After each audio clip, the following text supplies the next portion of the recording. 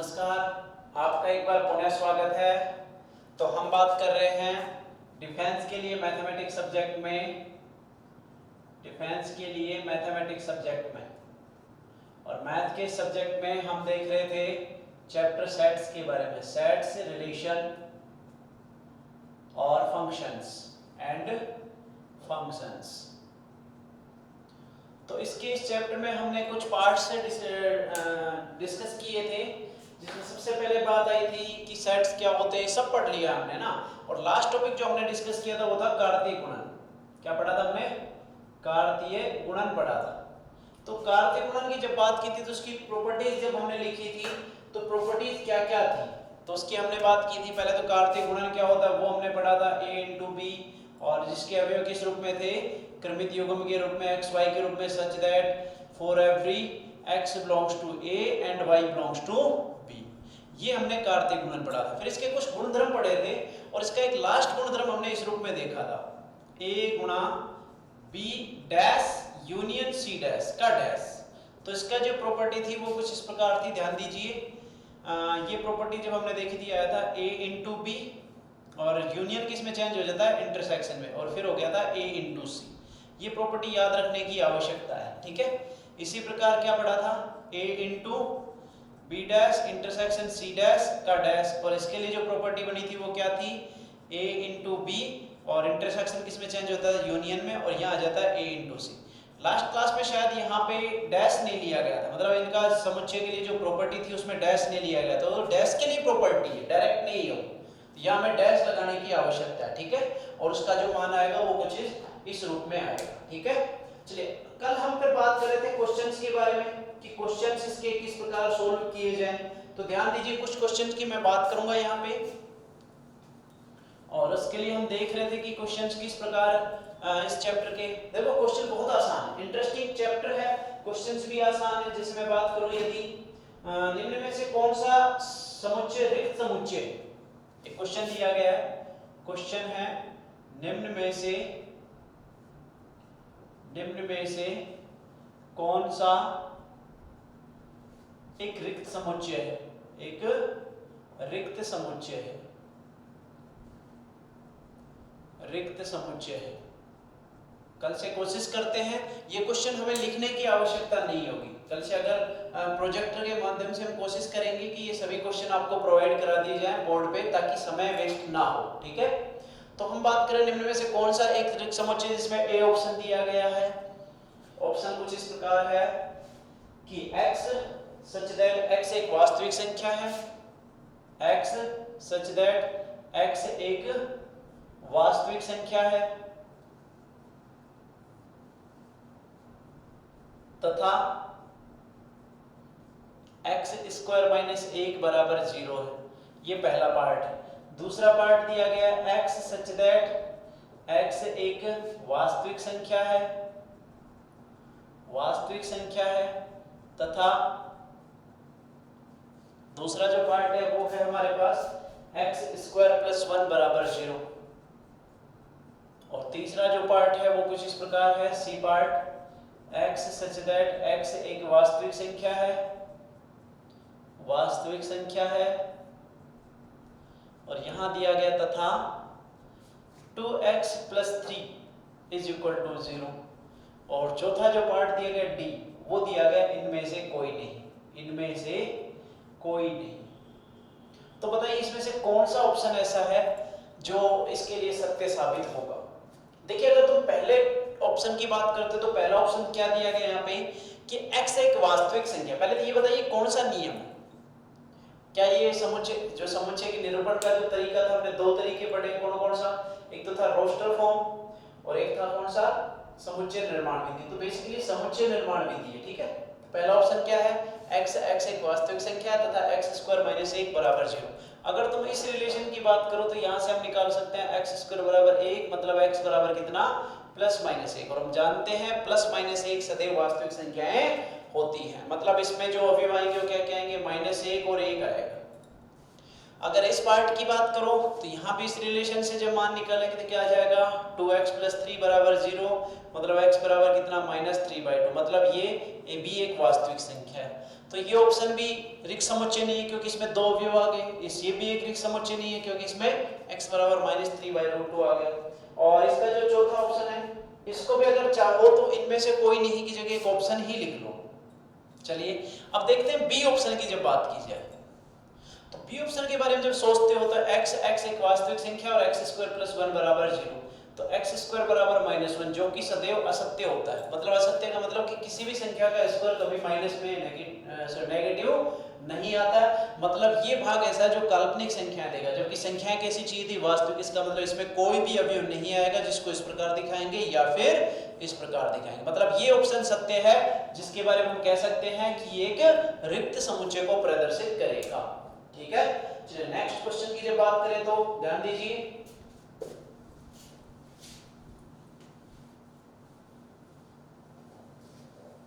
Next question है हमारे पास कि समुच्चय ए जो दिया गया है ये तो हमने पढ़ लिया था। यदि किसी समुच्चय ए में n अवयव है, दिया है। क्वेश्चन क्या है नेक्स्ट, समुच्चय में n अवयव है, समुच्चय में n अवयव है, तब a के कुल उपसमुच्चयों की संख्या क्या होगी। तब a के कुल उपसमुच्चयों की संख्या क्या होगी। उपसमुच्चयों की संख्या क्या होगी, क्या होगी।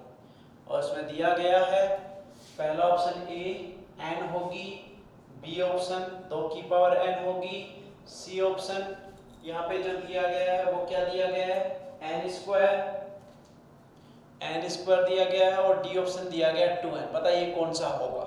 मैंने तुम्हें बताया था, जैसे एग्जांपल भी समझाया था कि a बराबर लेके देख लो कि 1 और 2 है तो इसके उपसमुच्चय 5 होगा, 1 होगा, 2 होगा और 1 2 होगा। और इसके द्वारा हमने देखा कि टोटल 4 आ गए। तो 2 से 4 कैसे प्राप्त किया जाता है, 2 की पावर n के रूप में। फिर मैंने तुम्हें इसके दो भाग बताए थे कि उसके कुछ उचित उपसमुच्चय होते हैं, कुछ तुच्छ उपसमुच्चय होते हैं जिन्हें हमें याद रखने की आवश्यकता है। क्लियर है। चलिए बात करें तो इसमें बताइए कौन सा ऑप्शन सत्य होगा। इसमें एक ही ऑप्शन ऐसा है जो इसके लिए सत्य होगा, कौन सा, 2 की पावर n। अवयवों की संख्या की बात करें जब तो क्या होगा, n होगा। और यदि अवयवों के समुच्चय उपसमुच्चयों की बात करें तो क्या होगा, 2 की पावर n। तो ये ऑप्शन और ये ऑप्शन तो कदाचित सत्य नहीं है, तो ये तो गलत ही हो गए। ये भी गलत, ये भी, या ये सही है या ये सही है। ये किसको बताता है, अवयवों की संख्या को। ये किसको बताता है, उसके उपसमुच्चयों की संख्या को। चलिए नेक्स्ट क्वेश्चन की बात करें तो अब ऐसा ही क्वेश्चन है जिसमें पूछ लिया गया है, यदि एक समुच्चय दिया जाए, समुच्चय है 1 2 3 और कह रहा है इसके उचित उपसमुच्चयों की संख्या क्या होगी। उचित उपसमुच्चयों की संख्या क्या होगी, उपसमुच्चयों की संख्या क्या होगी। तो देखिए ऑप्शन क्या क्या दिया गया, 1 दिया गया 3 है, बी ऑप्शन दिया गया 8 है, सी ऑप्शन दिया गया 6 है और डी ऑप्शन दिया गया 7 है। तो सबसे पहले तो तुम्हें सोचने की आवश्यकता है कि मैंने बताया था उपसमुच्चय। तो पहले तो ये बताइए कुल उपसमुच्चयों की संख्या कितनी होती है। फॉर्मूला कौन सा लागू होगा, 2 की पावर n। याद है, कुल उपसमुच्चयों की संख्या के लिए फॉर्मूला कौन सा है, 2 की पावर n। और 2 की पावर n है तो इसका मतलब n का मान कितना है, कितने अवयव है, 1 2 3, 3 अवयव है। इसका मतलब कुल अवयव कितने हो गए, 2 की पावर 3 मतलब कितना, 8। ये तो कुल उपसमुच्चयों की संख्या है। क्लियर है। ये ऑप्शन तो कुल उपसमुच्चयों की संख्या दिएगा, मतलब ये ऑप्शन तो सत्य नहीं है क्योंकि यहाँ पे एक शब्द लिख दिया गया उचित। और मैं तुम्हें बताया भी था कि उपसमुच्चय 2 प्रकार के होते हैं, एक उचित उपसमुच्चय और एक होता है तुच्छ उपसमुच्चय। तो यहाँ किसकी बात की है, उचित उपसमुच्चयों की। तो उचित उपसमुच्चय कौन कौन से होते हैं, जो जिसमें अवयव सदैव दिए गए समुच्चय से कम हो, बताया था ना। और फिर मैंने ये बताया था फाई जो है वो उपसमुच्चय तो सभी समुच्चय का होता है, लेकिन उस फाई को हम तुच्छ उपसमुच्चय समझते हैं जिसमें कोई भी अवयव नहीं तो किसी काम का नहीं। तो फाई हुआ या फिर स्वयं 1 2 3 है, ये दोनों को छोड़ दो। तो बताइए उसकी संख्या कैसे ज्ञात करते हैं, वो होता है 2 की पावर n माइनस 2। दो कौन से घटा दिए गए, एक तो फाई और एक स्वयं जो दिया गया हो, ये तुम्हें याद रखनी है। दोनों कौन से कहलाते हैं, तुच्छ कहलाते हैं। तो 2 कम कर देना है तो कितना हो गया, 2 की पावर 3 मतलब 8, 8 माइनस 2 कितना हो गया, 6। मतलब इसमें जो आंसर है वो क्या है, सी आंसर है इसका। ठीक है, अगला क्वेश्चन, समुच्चय दिया गया है, ध्यान दीजिए 3 समुच्चय दिए गए हैं और उसके लिए बात की गई है 1 2 3 3 4। ए दिया गया है 1 2 3 और बी दिया गया है क्या 3 4 और सी दिया गया है यहाँ पे, सी में जो है वो क्या क्या है 4 5 6, 4 5 और 6। आसान क्वेश्चन है और हमसे पूछा गया है A union B intersection C क्या होगा। बड़ा आसान क्वेश्चन है, कोई भी दिक्कत नहीं। ऑप्शन दिया गया इसमें 3, ये तो वैसे भी डायरेक्टली बता सकते हैं क्या आने वाला है, बी इंटरसेक्शन सी मतलब इन दोनों का इंटरसेक्शन क्या आने वाला है 4 और इसका साथ लेना एक के साथ तो ये आ जाएगा 1 2 3 और 4। ये इसका आंसर सही होगा, चाहे कोई सा भी ऑप्शन हो, लेकिन आसान क्वेश्चन है इसलिए डायरेक्टली पिक कर सकते हैं। ठीक है, नेक्स्ट पार्ट है इसमें, यहाँ पे क्वेश्चन है यदि ए तथा बी दो समुच्चय, ये इंपॉर्टेंट क्वेश्चन है, यदि ए तथा बी दो अरिक्त समुच्चय है, ध्यान दीजिए, और हमसे पूछा गया है कि ए यूनियन, तो A union A intersection B क्या होगा। इसका ऑप्शन क्या क्या है, पहला ऑप्शन दिया गया इसमें ए, दूसरा दिया गया बी, ए खुद होगा, दूसरा ऑप्शन बी होगा, तीसरा ऑप्शन यहाँ पे ए टू पावर सी ए सी होगा। ए सी जानते हो ना, पूरक समुच्चय, और डी पार्ट इसमें दिया गया है बी सी होगा। तो देखिए इसका पहले मतलब समझिए क्या है। सबसे पहले यहाँ पे ए इंटरसेक्शन बी ले लिया गया और ए इंटरसेक्शन बी बेसिकली क्या बताता है, ए तथा बी का उभयनिष्ठ, ए तथा बी का उभयनिष्ठ। और जब ए तथा बी का उभयनिष्ठ ले लिया तो इसका मतलब बी के बाकी अवयव तो इसमें हट गए, बाकी अवयव तो इसमें हट गए, मतलब केवल वो अवयव जो ए और बी दोनों में ही कॉमन है, और फिर ए के साथ यूनियन ले लिया गया। तो बताइए इन दोनों में बड़ा कौन है, ए और ए इंटरसेक्शन बी में, हम जानते हैं। इसके लिए कंडीशन ये होती है कि ए इंटरसेक्शन बी सदैव सबसेट होगा किसका, ए का। और जब ए के साथ इसका यूनियन ले लिया जाए ए इंटरसेक्शन बी का, तो याद रखिए सदैव किसके बराबर आ जाएगा, ये एक के बराबर, क्योंकि जो बड़ा होता है यूनियन में तो क्या होता है, जो बड़ा होता है वो आ जाता है, इंटरसेक्शन में जो छोटा है वो आता है, लेकिन यूनियन में हमेशा जो बड़ा होता है वो आता है। तो बड़ा कौन था इसमें, ए था, तो ए आ जाएगा। इसका मतलब इसका राइट आंसर कौन सा है, ए आंसर है। क्यों, कि बी क्यों नहीं हो सकता, क्योंकि बी हमने देखा कि बी के केवल वो अवयव है जो ए के साथ उभयनिष्ठ थे, बाकी अवयव तो वैसे भी हट गए, और फिर यूनियन किसके साथ लिया गया, ए के साथ। अगर यहाँ बी के साथ यूनियन लेते तो बी आता है, ठीक है। तो इसका राइट आंसर कौन सा होगा, ए इसका राइट आंसर होगा। ठीक है, नेक्स्ट क्वेश्चन,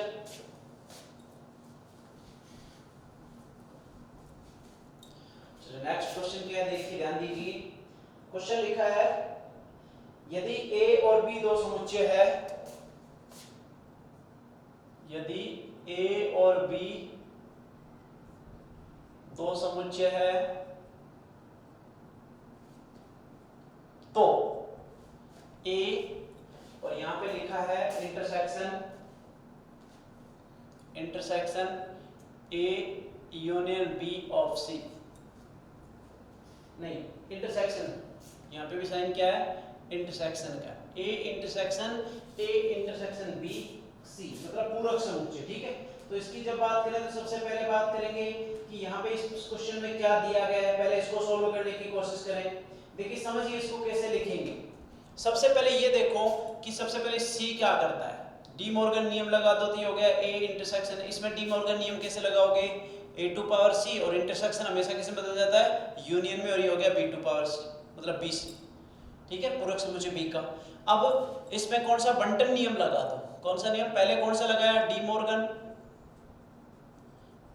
रूल। अब कौन सा लगा रहे, बंटनता डिस्ट्रीब्यूटिव प्रॉपर्टी। कैसे लगाते हैं, पहले ए का इंटरसेक्शन किससे, ए का इंटरसेक्शन किससे ले लेंगे, ए सी से, क्लियर है। फिर यूनियन है तो यूनियन ले लिया गया, फिर ए का इंटरसेक्शन किससे हो जाएगा, बी सी से। तो ध्यान दीजिए ए का इंटरसेक्शन ए सी से लिया गया, तो सबसे पहले सोचिए ए सी क्या होता है। ए सी के बारे में हम जानते हैं कि ये ए का पूरक समुच्चय है, और पूरक समुच्चय सदैव कैसे प्राप्त किया जाता है कि एक ऐसा समुच्चय जिसमें एक के अवयव नहीं हो, मतलब कहने का कि ये समुच्चय परस्पर संयुक्त होते हैं। जो अवयव इसमें होंगे वो निश्चित ही इसमें नहीं होंगे, जो इसमें है वो निश्चित ही इसमें नहीं होंगे, मतलब इसका मान तो फाई है। और फाई का यूनियन किसके साथ ले लिया गया है?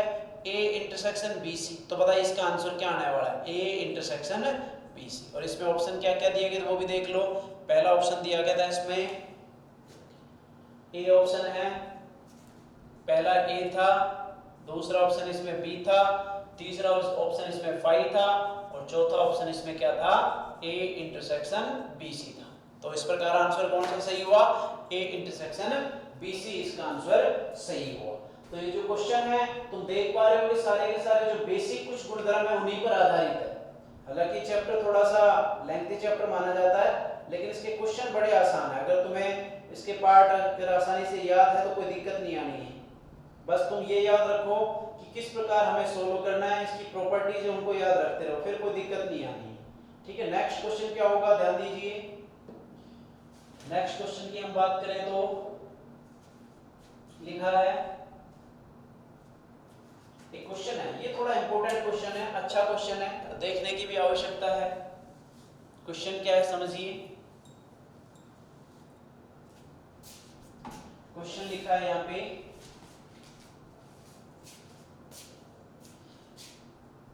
क्वेश्चन यदि समुच्चय ए व बी निम्न प्रकार है, किस प्रकार है कि ए जो है उसके अवयव क्रमित युग्म के रूप में है, एक्स वाई के रूप में है, सच दैट y बराबर 1/x है, और जबकि x जो है वो r-0 मतलब 0 को छोड़कर सभी वास्तविक संख्याओं में से कुछ हो सकता है। ठीक है, और b जो है वो कुछ इस प्रकार है कि x y के रूप में इसके अवयव है, सच दैट कि y बराबर -x है, और यहाँ पे x बिलोंग्स टू क्या है? r है। और पूछ रहा है यहाँ पे तो a इंटरसेक्शन b का मान क्या होगा? a इंटरसेक्शन b का मान क्या होगा? ये ऑप्शन हमसे पूछा गया है। a ऑप्शन क्या है? a इंटरसेक्शन b बराबर a होगा। b ऑप्शन पूछा गया है a इंटरसेक्शन b बराबर b होगा। c ऑप्शन दिया गया हमें a इंटरसेक्शन b बराबर 5 होगा, और d ऑप्शन दिया गया इनमें से कोई नहीं, इनमें से कोई नहीं। तो सबसे पहले हम बात करें कि क्वेश्चन क्या दिया गया। पहले इस क्वेश्चन के बारे में देखिए क्या कह रहा है ये क्वेश्चन। तो अगर तुम देख पा रहे हो a इंटरसेक्शन b का वास्तविक मतलब क्या है? a इंटरसेक्शन b का मतलब हुआ जो दोनों में कॉमन है, और दोनों में कॉमन होगा तो इसका मतलब दोनों समुच्चय आपस में एक दूसरे से संबंधित होंगे, और दोनों एक दूसरे से संबंधित है तो इसका नियम क्या है वो नियम ले लो। पहले से एक के लिए क्या है? एक के लिए y बराबर 1/x है, और b के लिए क्या है? b के लिए क्या है? y बराबर -x है। तो यहाँ भी y है, यहाँ भी y है, मतलब दोनों बराबर रख दो। तो 1/x बराबर -x, तो ये आ गया 1 बराबर -x² बराबर 1, मतलब x² बराबर -1। जबकि कह रहा था x कहां से आना चाहिए? वास्तविक संख्याओं से आना चाहिए, जबकि यहाँ पे x² बराबर -1 है, जो कभी संभव नहीं होता क्योंकि यहाँ से वास्तविक संख्या नहीं आएगी, और नहीं आएगी तो बताइए a इंटरसेक्शन b जो दोनों में कॉमन था वो किसके बराबर आना है? 5 के बराबर आना है, क्योंकि इनमें कोई भी कॉमन नहीं है। समझ में आ गया? इसके अवयव अलग होंगे, इसके अवयव अलग होंगे, निश्चित रूप से इसके अवयव सारे अलग हैं, इसके अवयव सारे अलग हैं, कोई भी अवयव बराबर नहीं है। समझ में आ गया? चलिए नेक्स्ट क्वेश्चन, तो बताइए कौन सा आंसर सही है इसमें? a इंटरसेक्शन b बराबर 5, ये आंसर इसका सही आंसर है। ठीक है, नेक्स्ट क्वेश्चन,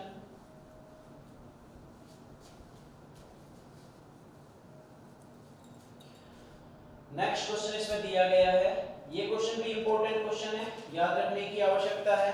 क्या है क्वेश्चन? ध्यान दीजिए। यदि x बराबर दिया गया है 4 to power n -3n -1, और जबकि n बिलोंग्स टू n दिया गया है, क्लियर है, और y जो दिया गया वो भी कुछ इस रूप में दिया गया 9 × n-1, जबकि n बिलोंग्स टू n है, और हमसे पूछा गया है कि बताइए x यूनियन y किसके बराबर होगा। ऑप्शन क्या है? a ऑप्शन है x के बराबर, b ऑप्शन है y के बराबर, c ऑप्शन है n के बराबर, और d ऑप्शन है नन, इनमें से कोई नहीं। तो देखिए ऑप्शन में सबसे पहले सवाल के बारे में सोचिए कि सवाल क्या कह रहा है। सवाल यहाँ कह रहा है कि सबसे पहले x के बारे में सोचो। अब देखिए इसको सबसे पहले रोस्टर रूप में बदलने की कोशिश करो। एक दो अवयव लिख दो तुम्हें पता चल जाएगा। n का मान बिलोंग्स टू n से होगा, प्राकृत संख्या से होगा, और प्राकृत संख्या सबसे कम क्या होगी, एक। एक रखो, 4 की पावर 1 मतलब 4, -3 -1 मतलब 0। पहला अवयव क्या आ गया, 0 आ गया x में। दूसरा अवयव n बराबर 2 ले लिया, 2 ले लिया, 4 की पावर 2 कितना 16, 16 -6 10, 10 -1 9, 9 आ गया। क्लियर है। n बराबर 3 ले लो, 4 की पावर 3 कितना होता है 64, -3 दिया 9 और -1 10, तो 54 आ गया। ठीक है, अगला क्या आएगा, n का मान 4 ले लो, 4 की पावर 4 कितना होता है 4 की पावर 2 16, 16 16 256, 256 माइनस कितना हो गया 4, 4 दिया 12 -1 13, 13 घटा दीजिए तो हो गया 243, कितना हो गया 243, 9 दूनी 18, 6 9 17, ठीक है 243। इस प्रकार इसके अवयव आ रहे हैं x के। अब y के अवयव की बात करूं, n बराबर 1 ले लिए तो कितना आ गया 1 - 1 0 तो 0, n बराबर 2 ले लिया तो 2 - 1 9, n बराबर 3 ले लिया 3 - 1 2 18, 4 ले लिया तो 4 - 1 3 9 दिया 27, 5 ले लिया तो 5 - 1 4 9 चौक 36, 6 ले लिया तो 6 - 1 45 और 54। इस प्रकार सारे आएंगे जिसमें बीच में 243 भी आएगा। ये अब देखिए यहाँ पे यूनियन लेना है, तो पहले यूनियन के बारे में सोचो, इनमें से बड़ा कौन है। ओबेनिस्ट होता है जब तो ओबेनिस्ट कौन आ जाता, इसके अनुसार अभी आते हैं वापस x ही इसका ओबेनिस्ट आ जाता।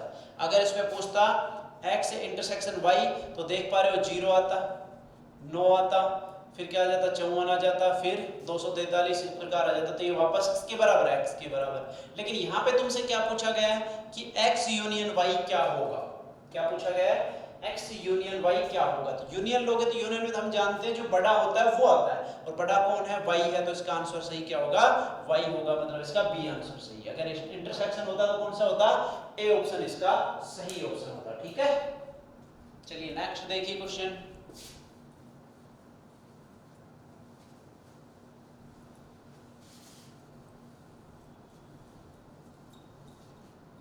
नेक्स्ट क्वेश्चन इसका क्वेश्चन दिया गया है, देखिए अवयवों की संख्या के रूप में है ना, तो इसको भी थोड़ा याद रखिए क्योंकि अवयव की संख्या कल ही हमने पढ़ी है।